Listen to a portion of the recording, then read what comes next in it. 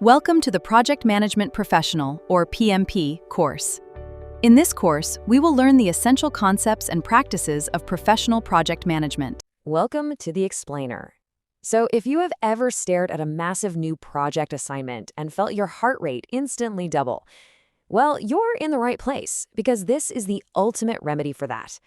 Today, we're completely breaking down the work breakdown structure, or WBS. Seriously, how do you actually tackle a massive project without a single tiny detail slipping through the cracks? Industry data actually shows that poorly defined scope is the #1 killer of project budgets. I mean, we all know that terrible feeling of staring at a blank whiteboard, right? A brand new project lands on your desk, the deadline is absolutely terrifying, the budget feels way too tight, and the sheer volume of what needs to get done is just swirling around in your head. It is incredibly anxiety-inducing. But what if you had a blueprint to totally neutralize that chaos and give yourself absolute clarity? Okay, let's dive right into this. Our roadmap for today covers 5 key deliverables. We're going to demystify the WBS, talk about why it actually matters, look at WBS in action with a real example, cover the golden 100% rule, and finally, master the work package.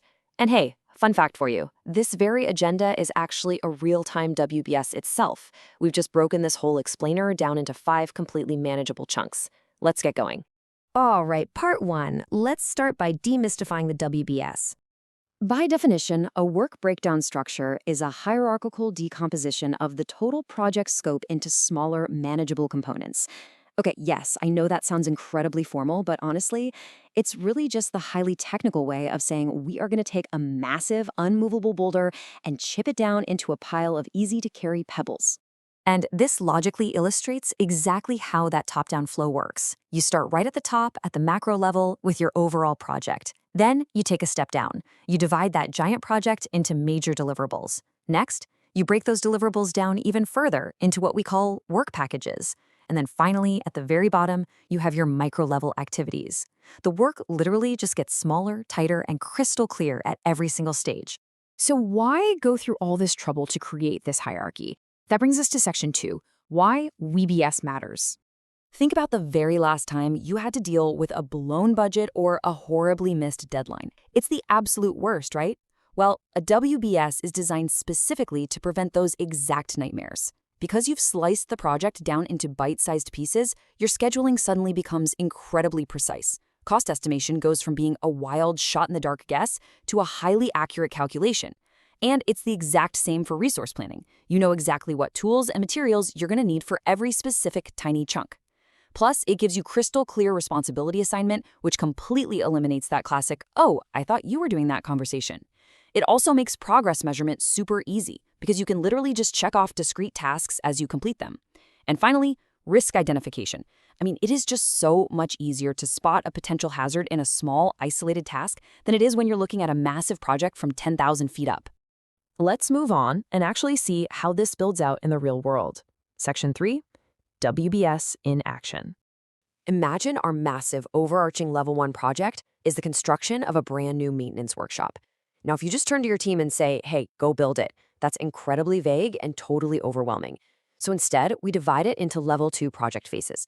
We've got engineering, procurement, civil construction, equipment installation, electrical installation, testing, commissioning, and finally, handover. Suddenly, build a workshop isn't just one terrifyingly giant task anymore. It's 8 distinct logical phases. And the absolute beauty of this framework is that we don't stop there. Each of those level 2 sections can, and definitely should, be divided even further down into level 3, level 4, and so on, until the tasks are actually small enough to hand off to an individual person. Which brings us to arguably the most important rule of the entire framework. Section 4, the golden 100% rule. Now, what's really interesting about this rule is that it's the absolute backbone of everything we're doing here. Your work breakdown structure must represent exactly 100% of the work required for the project. Literally no more and absolutely no less. It has to encapsulate the entirety of the project.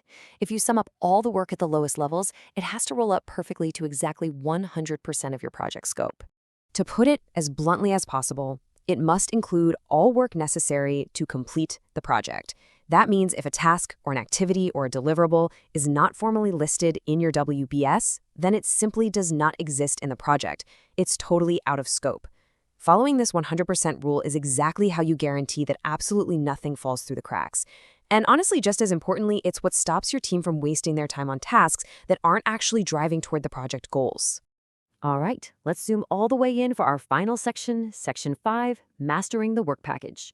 If you remember from our earlier steps, a work package is the absolute lowest level of that hierarchical decomposition. But how do you actually know when you've broken a task down enough? Well, a true work package is a manageable chunk of work that hits 5 very specific criteria. First, it has to be something you can assign to a specific person or team. Second, the costs and resources for it must be able to be estimated.